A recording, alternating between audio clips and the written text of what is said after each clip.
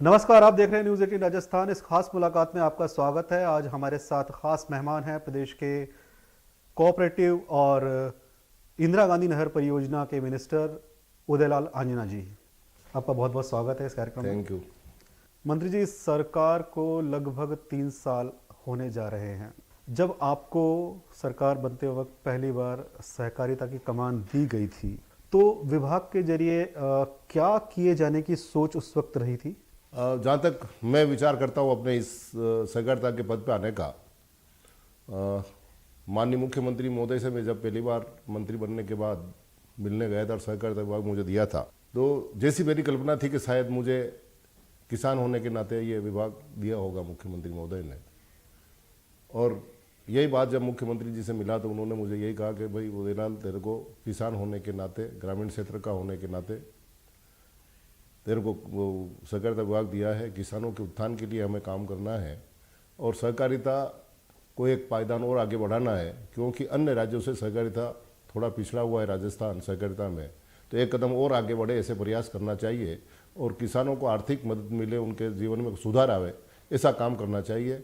और इसी कारण से शायद माननीय मुख्यमंत्री महोदय ने मुझे किसान होने के नाते ये विभाग की जवाबदारी दी है, जो निभा रहा हूँ और 3 साल पूरे कर लिए हैं। किसान होने के नाते एक सोच के साथ में आपको ये डिपार्टमेंट दिया गया। तो अब जब लगभग 2.5-3 साल पूरे होने को आ रहे हैं, तो इस दौरान आपको क्या लगता है कि ऐसे कौन से आपके फैसले हैं जिनको लागू किया गया, ऐसे कौन सी योजनाएं लाई गई जिनसे आपको ये लगा कि आपकी जो सोच थी उसको धरातल पर उतारा जा चुका है? मेरी सोच नहीं, माननीय राहुल जी गांधी की सोच थी और हमारी पूरी पार्टी की सोच थी। ये किसानों की हालत पूरे देश में दयनीय है और उस राजस्थान भी उससे अछूता नहीं है। इसी को बात को ध्यान में रखते हुए जब घोषणा पत्र हमारे राजस्थान का तैयार हो रहा था, उसमें ये प्रावधान किया गया था कि हम सत्ता में आए तो 10 दिन के अंदर ऋण माफ करेंगे।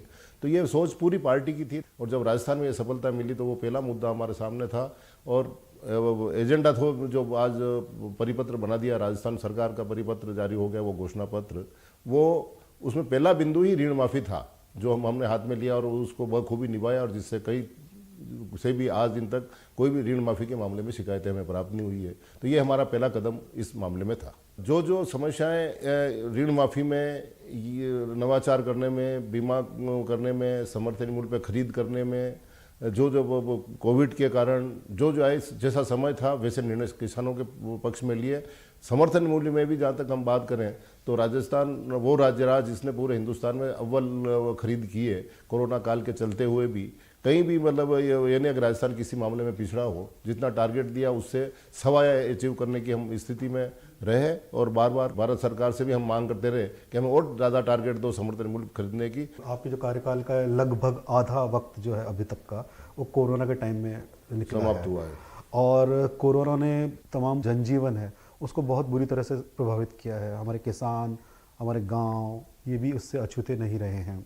तो कोरोना से जो उनको जो बुरा असर पड़ रहा है उनके कामों पर, उनकी दिनचर्या पर, उनके जीवन पर, उसको संबल देने के लिए स्पेसिफिक जो आप बताना चाहेंगे क्या किया है? कोरोना काल में जब मंडियां तमाम बंद थी, बाजार बंद थे, उस समय भी सरकार ने जब हमें टारगेट दिया कि आप समर्थन मूल्य पे खरीदो, तो उस समय केवल 200 सेंटरों पे हम खरीद करते थे जब मुझे विभाग मिला।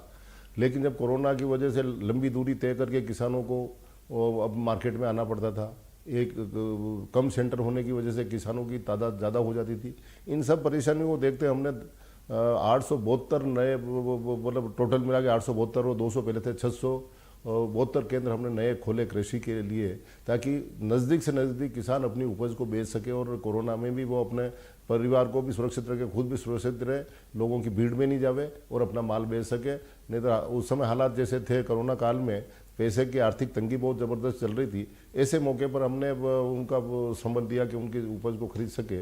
और साथ ही माननीय मुख्यमंत्री महोदय ने एक व्यवस्था और कर दी थी। उस समय हम जब सरकारी में थे उस समय ये बातें सामने आती थी कि किसान समर्थन मूल्य पे अपना माल तो बेच देता है, लेकिन 3-3, 4-4 महीने तक वो सरकारी अफसरों के और नेताओं के चक्कर लगाता रहता है, इस कारण से कि अब हम पे हमारी उपज का पैसा तो दिला दो, हमें उपज का पैसा तो दिला दो, लेकिन भुगतान होता नहीं था। इसलिए क्योंकि भुगतान होने का विलंब का भी एक कारण यही रहता है कि हम भारत सरकार के लिए खरीदते हैं। भारत सरकार जो हम खरीदते हैं उसका पेमेंट थोड़े विलम्ब से भेजती है। तो जब वहाँ से भारत सरकार से पैसा आता है जब भी हम किसानों को वितरित कर सकते हैं। इस कारण से 2-3 महीने की डिले उस पेमेंट के आने जाने में हो जाती थी। तो उस 2-3 महीने की गैप को भरने के लिए माननीय मुख्यमंत्री महोदय ने विचार किया और मैंने भी निवेदन माननीय मुख्यमंत्री महोदय से किया था। तो उन्होंने 1000 करोड़ रुपए का रिवॉल्विंग फंड हमारे विभाग को दे दिया, ताकि 1000 रुपये के रिवॉल्विंग फंड से आप किसानों को तुरंत समर्थन मूल्य पे जो खरीदते हैं उसका भुगतान तुरंत 3 दिन में करो, और जब आपका भारत सरकार से पैसा आ जाए उस समय उसको रिएम्बर्स कर दो। तो इस प्रकार से हम कोरोना काल में 1000 रुपये के उस राशि से समय पे भुगतान कर पाए और ज़्यादा से ज़्यादा खरीद कर पाए, और किसानों को ज़्यादा लंबी दूरी तक नहीं चलने दिया। और शहरी क्षेत्रों में भी सहकारिता विभाग ने कोरोना काल में घर घर जाकर डोर टू डोर राशन वितरण का काम, जहाँ कर्फ्यू ग्रस्त सर के एरिया आ गए थे, जहाँ कोई घुसने का प्रयास नहीं कर रहा था, वहाँ हमारे कर्मचारी किट पहन करके घर घर जाकर के भी राशन उपलब्ध करा रहे थे। तो कोरोना काल में भी सहकारिता विभाग कहीं पीछे नहीं रहा है। अच्छा, एमएसपी पर खरीद के जो पैसा देर से आता था उसके लिए तो 1000 करोड़ का रिवॉल्विंग फंड राज्य सरकार ने किया। इसके बीच में एक चीज़ और आती है कि जो एमएसपी पर जो खरीद होती है वो सभी किसानों से नहीं हो पाती। मतलब ये कहते हैं कि कुछ सिलेक्टेड या एक जो हिस्सा है उन किसानों को ही एमएसपी पे खरीद का फायदा मिल पाता है। सभी किसानों की पूरी फसल एमएसपी पे खरीदी जा सके, उसके लिए सरकार के पास में कुछ योजना है? सरकार के पास समर्थन मूल्य पे खरीद का काम भारत सरकार का है। पूरे हिंदुस्तान में भारत सरकार ही खरीदती, क्योंकि बड़ा डिपॉजिट पैसे का वही होता है और वही ताकत दे सकते हैं किसानों को। तो भारत सरकार खरीदती है। हम तो भारत सरकार जो हमें ऑर्डर देती है कि 5 लाख टन सोयाबीन खरीदना तो हम 5 लाख टन खरीदेंगे, 6 लाख टन चना खरीदना तो 6 लाख टन खरीदेंगे, 10 लाख टन गेहूँ खरीदना तो गेहूँ खरीदेंगे। तो जो भारत सरकार हमें टारगेट देगी उसको हम अचीव करेंगे और उसमें हम कमी रखते नहीं है। लेकिन समर्थन मूल्य पर खरीदने का काम भारत सरकार का है, समर्थन मूल्य घोषित करने का काम भी उनका है। तो समर्थन मूल्य अगर वो बढ़िया हो जाए, मैं तो हर मंच में किसान होने के नाते, चाहे पक्ष में भी रहते हैं विपक्ष में भी रहें, आज भी भारत सरकार के लिए तो विपक्ष में ही है हम। तो जब भी मंडी है, जब इस प्रकार के बड़े आंदोलन हो रहे हैं, किसान 1-1 साल से धरने पर बैठे हैं, आंदोलन कर रहे हैं, कि एक समर्थन मूल्य घोषित हो जाए, उससे एक दाना भी बाजार में उस भाव से नीचे नहीं गिरे। सरकार को खरीदना नहीं पड़े, व्यापारी खरीदे तो उस भाव पे खरीदे, और अगर बेचे तो वो समर्थन मूल्य पे या तो व्यापारी खरीदे या मंडी में सरकार खरीदे, तो समर्थन मूल्य का फायदा है। अब केवल जहाँ 100 किसान है उसमें तो 10% किसानों का या 15% किसानों का या कहीं कहीं तो 5-6% ही होता है। इतने से किसानों का वो खरीद करके सरकार चुप हो जाती है, जिससे मतलब बाजार में अच्छे भाव नहीं मिल पाते। सरकार का सोच ये है कि बहुत अच्छा पैदावार होती है, उसमें से अगर हम 10% 15% पैदावार खरीद के डिपॉजिट कर लेंगे तो बाजार में भाव अप हो जाएगा, लेकिन ऐसा होता नहीं है। मेरा तो ये मानना है कि सरकार को समर्थन मूल्य पर तो ऐसी नीति बना करके घोषित करना चाहिए कि समर्थन मूल्य घोषित होने के बाद एक दाना भी बाजार में नीचे नहीं बिके, इससे ऊपर ही बिके, सरकार को खरीदनी करनी पड़े या सब माल ही सरकार खरीदे अगर व्यापारी नहीं खरीदता है तो। कॉर्पोरेशन मिनिस्टर उदयलाल आंजना जी से बातचीत का सिलसिला जारी रखेंगे। यहाँ रुकते हैं एक छोटे से ब्रेक के लिए।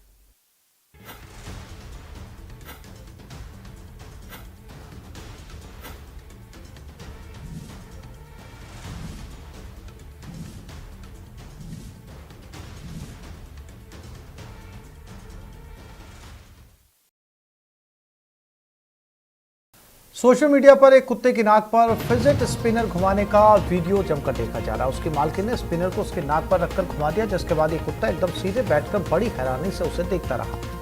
हालांकि इस दौरान वो बिल्कुल नहीं घबराया और उसने नाक से उसे गिरने भी नहीं दिया।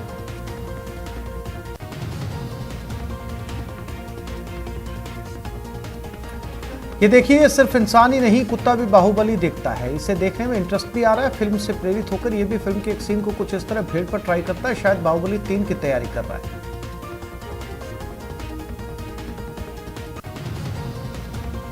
कई लोगों को बाइक चलाने का शौक है, लेकिन कभी देखा आपने कि किसी कुत्ते को भी बाइक पर लॉन्ग ड्राइव का शौक हो, वो भी अपने मालिक के साथ? तस्वीरें कुछ इसी तरीके से बयान कर रही है। टशन में बाइक चला रहा है और मालिक भी शान से बैठा है।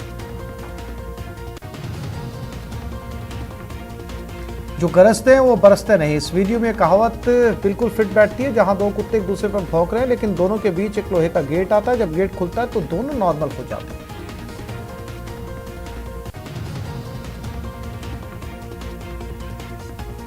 ये बिल्ली कितनी आत्मविश्वास वाली है। सबको इससे सबक लेना चाहिए, क्योंकि सबको आत्मविश्वास की जरूरत है। देखिए जरा कैसे बिल्ली पिंजरे में बंद बाघ के सामने बैठी है और उसे कोई डर नहीं लग रहा। ऑस्ट्रेलिया में एक सेंचुरी में बकरी के बच्चे का एमू से खेलने का वीडियो खूब देखा जा रहा है। एमू आराम से जमीन पर बैठी नजर आई, जिसके साथ बकरी का बच्चा मस्ती करता हुआ नजर आया। ये देखिए गाय भी फुटबॉल खेलती है। वीडियो में साफ नजर आ रहा है कैसे गाय रोनाल्डो की तरह फुटबॉल के पीछे भाग रही है, वो भी बहुत गंभीरता से। यूं तो आपने प्रैंक वाली बहुत सी वीडियोस देखी होंगी, लेकिन क्या कभी आपने किसी बतख को प्रैंक करते हुए देखा? नहीं ना। इस वीडियो में एक बतख अपने बच्चों के साथ पानी में प्रैंक यानी डूबने की एक्टिंग करती हुई नजर आई।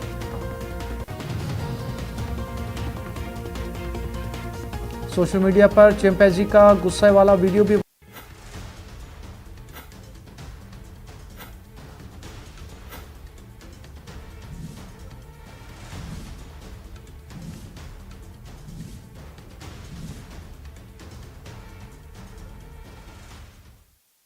ब्रेक के बाद आप सभी का एक बार फिर से स्वागत है। अंजना जी, आपका जो महकमा है वो किसानों से जुड़ा हुआ है सीधे तौर पर, और आप खुद भी किसान हैं। यहाँ हम देख रहे हैं किसान सड़कों पर है अपनी मांगों को लेकर के। एक किसान के तौर पर आपका इसके बारे में क्या सोच है?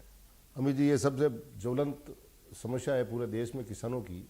चाहे ये बार बार जो सत्ता में लोग हैं वो ये कर रहे हों कि केवल एक लिमिटेड एरिया में हो रहा है, लेकिन उस लिमिटेड एरिया के काश्तकारों, चाहे वो पंजाब हरियाणा और राजस्थान यूपी, थोड़ा बहुत मध्य प्रदेश पार्ट, यही मान रहे हैं, बाकी के नहीं है। इस प्रकार के स्टेटमेंट इन लोगों के आते रहते हैं।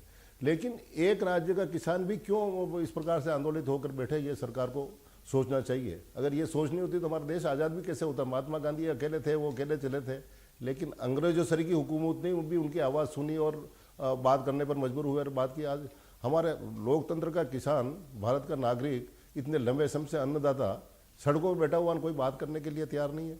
और उनको क्या लोग उकसा रहे हैं, पार्टियाँ उकसा रही है, राजनीतिक दल उकसा रहे हैं। राजनीतिक दल उकसाएंगे, लेकिन वहाँ तो केवल किसान संघर्ष कर रहे हैं, वो कोई पार्टी लेवल पे संघर्ष नहीं हो रहा है। और उनकी मांगे भी क्या है? जो 3 कानून जल्दबाजी में जिस प्रकार से बनाए गए उनको वापस ले लो, इसके अलावा बड़ी मांग तो नहीं है। लेकिन जो सत्ताधारी लोग हैं उनको इतनी हठधर्मिता सत्ता में शोभा नहीं देती। लोगों की भावना को समझना चाहिए। और उनकी तो खुद की घोषणा है कि किसानों की आय डबल करेंगे हम। अपने मोदी जी ने हर मंच पे भाषण में कहा है, तो क्या किसानों की आय डबल हो गई क्या? तो अगर ये काला कानूनी लावे और समर्थन मूल्य, जैसा मैंने अभी आपको पहले बताया, उस अनुसार समर्थन मूल्य से एक दाना भी नीचे नहीं गिरते, और जो किसान की कॉस्टिंग आ रही है पैदावार की, उसकी वो कॉस्टिंग के आधार पर समर्थन मूल्य अगर जारी करेंगे तो वो किसान की आय वैसे दूनी हो जाएगी। आप दूनी मत करो, डेढ़ी कर दो तो ही मान लेंगे। लेकिन उनसे बात करने के लिए तैयार नहीं हो रहा। किसान मर रहा है बेचारा। इतने लंबे समय में कितने आदमी वहाँ, इस सर्दी भी सही, गर्मी भी सही, बरसात भी सही, और डेथ तक हो गई, उसके बाद भी कोई बात करने के लिए तैयार नहीं। और आंदोलन को दबाने का प्रयास किया जा रहा है। हमारे राहुल जी गांधी गए वहाँ उस कार्यक्रम में, तो कह दिया सब तो पार्टी से प्रेरित है। अरे हम राजनीतिक क्षेत्र में काम करते हैं। अगर पीड़ित आदमी कोई धरने पर बैठा है, प्रदर्शन कर रहा है, तो हमारा दायित्व है कि हम उसके हर सुख दुख में भागीदारी करें। इस कारण से हम गए। बाकी किसानों का नितांत स्वतंत्र आंदोलन है, और किसानों स्वतंत्र आंदोलन को सुनना चाहिए और किसानों को राहत देनी चाहिए। ये इन हुक्मरानों को सोचना चाहिए और उस पर विचार करना चाहिए। बहुत लंबा समय हो गया, इतना लंबा आंदोलन मैं नहीं सोचता देश आज़ादी के बाद कोई और चला हो जितना ये लंबा चल रहा है। किसान और उनको लेकर के राजनीति, हमारे यहाँ दोनों चीज़ें पैरेलल चलती हैं। उस पार्टी के आरोप भी लगते हैं, वहाँ ये बीजेपी पर आरोप लग रहे हैं कि वो नहीं सुन रहे हैं। ऐसे ही यहाँ पर, लेकिन अगर राजस्थान की बात करें, आपके महकमे से जुड़ी हुई एक और चीज़ है, जो आप इंदिरा गांधी नहर परियोजना के भी आप मंत्री हैं। यहाँ पर जो IGNP है उसके पानी के रेगुलेशन को लेकर के उस पर अभी विवाद चल रहा है। वो मुद्दा सुलझा नहीं है। जो 4 में से एक ग्रुप में जो पानी चलाने की बात हो रही है, उसको किसान वहाँ पर विरोध कर रहे हैं। अभी इसी हफ्ते बीजेपी के जो कुछ विधायक हैं, वो गंगानगर में जो बैठक हुई थी उसमें उन्होंने न केवल विरोध किया बल्कि प्रदर्शन करते हुए धरने पर भी बैठ गए थे। क्या सॉल्यूशन है इसका? फिर किसानों की हर समस्या के लिए सरकार जागरूक है। और जो बात अभी आपने उठाई है इस पानी की, वो बाकी उसके जानकारी मेरे संज्ञान में भी है, माननीय मुख्यमंत्री महोदय के संज्ञान भी है। और जो मैंने अभी बात कही है, वहाँ जो दिल्ली बॉर्डर पे धरने पर हिंदुस्तान के किसान धरने पर बैठा है, वो तो किसानों का आंदोलन है, ये बात मैंने कही थी। लेकिन ये तो किसान तो अपनी मांग कर रहे हैं, लेकिन भारतीय जनता पार्टी आगे दौड़ के काम कर रही है। हम उनको आगे नहीं दौड़ने देंगे, किसानों से बात करेंगे और पानी जितना हमारे पास आ रहा है उतना सप्लाई कर रहे हैं।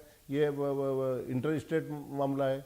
माननीय मुख्यमंत्री महोदय, पंजाब के मुख्यमंत्री महोदय से भी बात की है, दूसरे केंद्रीय जल संसाधन मंत्री से भी बात की है, और उन सब से जितना हमें पानी उपलब्ध होगा हम खेतों में ही पहुंचाना चाहते हैं। पेयजल की समस्या हो जाए, खेतों तक पहुंच जाए, और क्या बात है। पानी को वेस्टेज तो जाने नहीं दे रहे हैं। जितना पानी को बचत कर सकते उतना बचत करने का प्रयास कर रहे हैं। जितना पानी आएगा उतना टेल तक पहुंचाने की व्यवस्था की जा रही है। लेकिन लोगों को भड़का करके आंदोलन करके करना तो 27 तारीख को कह रहे हैं घड़साना में महापड़ाव करके प्रशासन, क्योंकि पहले वहाँ गोलीकांड भी हुआ है भारतीय जनता पार्टी के दौरान, किसान मारे भी गए। वैसे प्रकार का वातावरण चुनाव को देखते हुए बनाना चाहते हैं। लेकिन पानी की उपलब्धता के लिए माननीय मुख्यमंत्री जी बराबर प्रयत्नशील रहे, और जितना पानी आएगा हम बराबर टेल तक पहुँचाने का प्रयास करते रहे। मंत्री जी, किसानों के साथ ही एक चीज़ जो बहुत जुड़ी हुई है पानी और इन सब के साथ में, वो है लोन की बात।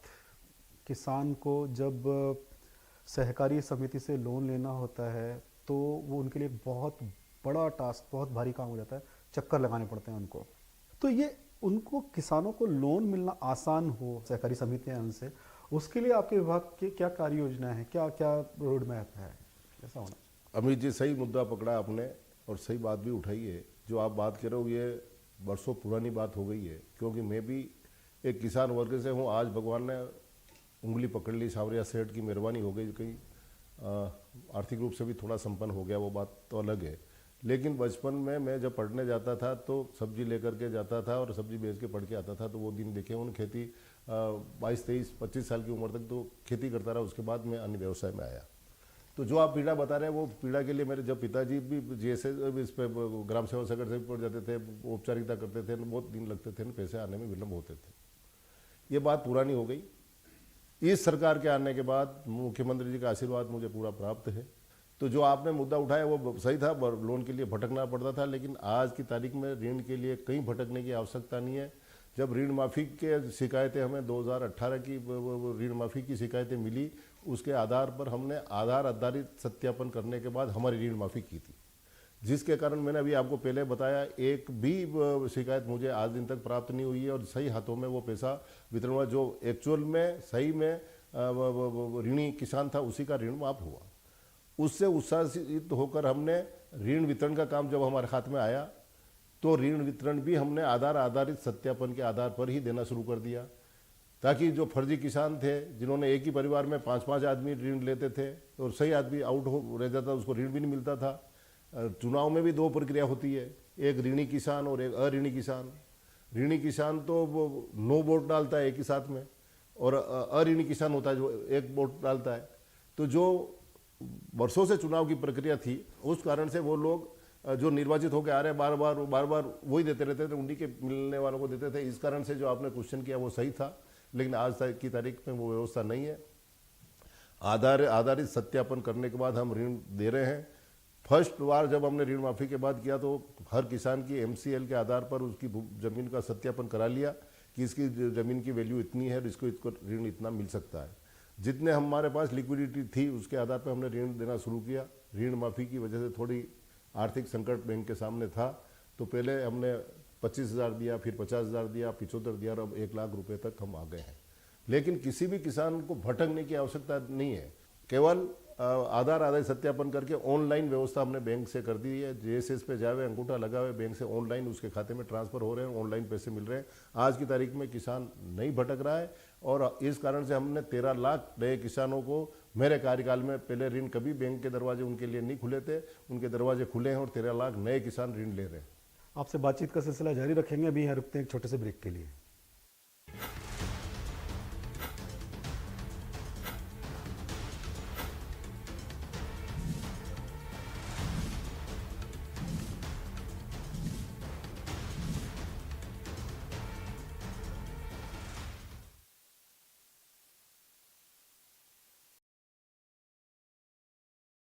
सोशल मीडिया पर एक कुत्ते की नाक पर फिजिट स्पिनर घुमाने का वीडियो जमकर देखा जा रहा है। उसकी मालकिन ने स्पिनर को उसके नाक पर रखकर घुमा दिया, जिसके बाद ये कुत्ता एकदम सीधे बैठकर बड़ी हैरानी से उसे देखता रहा। हालांकि इस दौरान वो बिल्कुल नहीं घबराया और उसने नाक से उसे गिरने भी नहीं दिया।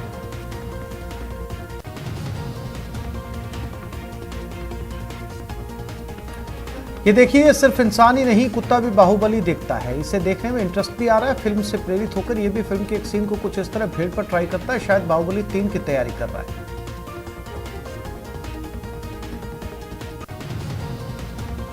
कई लोगों को बाइक चलाने का शौक है, लेकिन कभी देखा आपने कि किसी कुत्ते को भी बाइक पर लॉन्ग ड्राइव का शौक हो, वो भी अपने मालिक के साथ। तस्वीरें कुछ इसी तरीके से बयान कर रही है। टशन में बाइक चला रहा है और मालिक भी शान से बैठा है। जो गरजते हैं वो बरसते नहीं। इस वीडियो में कहावत बिल्कुल फिट बैठती है। जहां दो कुत्ते एक दूसरे पर भौंक रहे हैं, लेकिन दोनों के बीच एक लोहे का गेट आता है। जब गेट खुलता है तो दोनों नॉर्मल हो जाते हैं।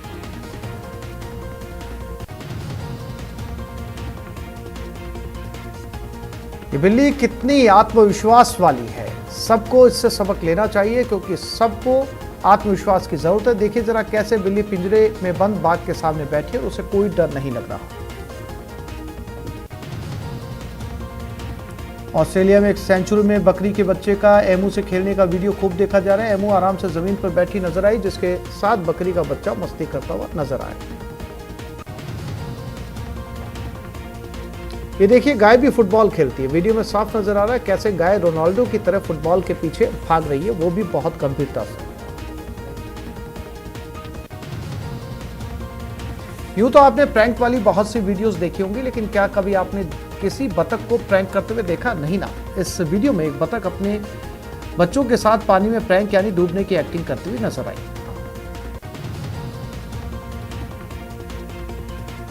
सोशल मीडिया पर चिंपैंजी का गुस्से वाला वीडियो भी वायरल हुआ। दरअसल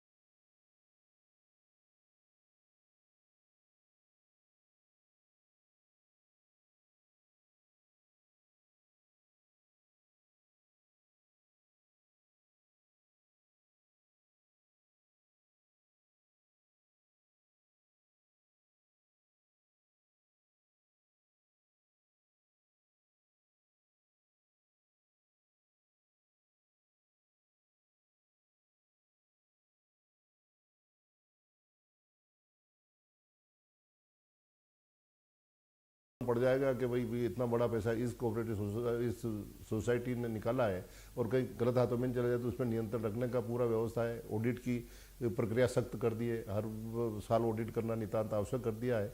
तो बहुत ही सावधानियां बरती जा रही है। आना जी, एक और जो मुद्दा है वो है सहकारी समितियों का। सहकारी समितियों के चुनाव वक्त पर नहीं होते हैं, कई समितियां हैं वो कोर्ट में जाकर के भी इसके लिए आदेश लेकर के आई हैं। क्या इसके पीछे कोई पॉलिटिकल रीजन है? पॉलिटिकल काम करने के लिए हमारे पास बहुत बड़े फील्ड पड़े हुए हैं, हम उनमें कर लेंगे, लेकिन किसानों के साथ कोई पॉलिटिक्स माननीय मुख्यमंत्री जी की इच्छा नहीं है।